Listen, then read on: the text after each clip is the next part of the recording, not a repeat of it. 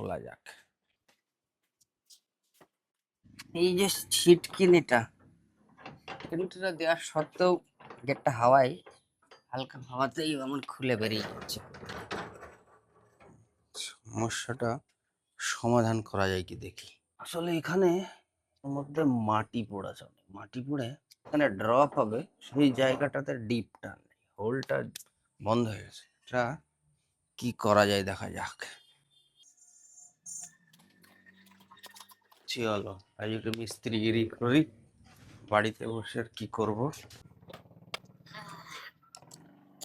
এই তো কত মাটি এখানে জমে গেছে, অনেকটা মাটির মধ্যে ঢুকে গেছে।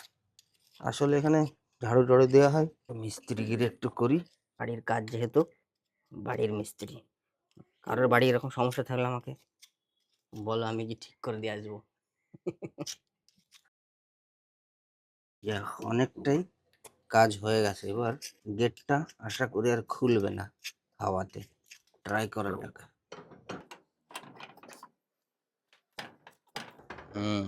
এবার হয়েছে কাজ।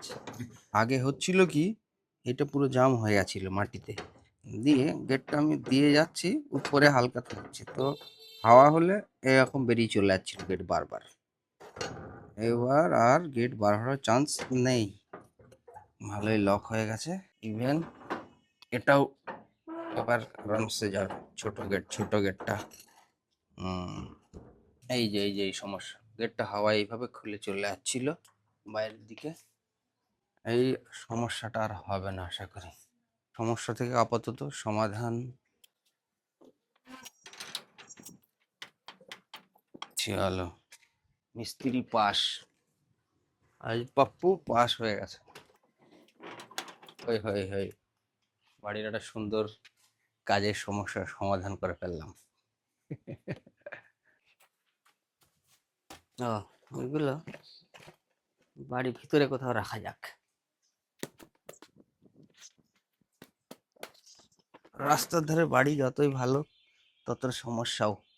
ধুলো এই মুছে বাড়ি ঢোকো, আবার 10 মিনিটের মধ্যে সব ধুলো হয়ে যাবে।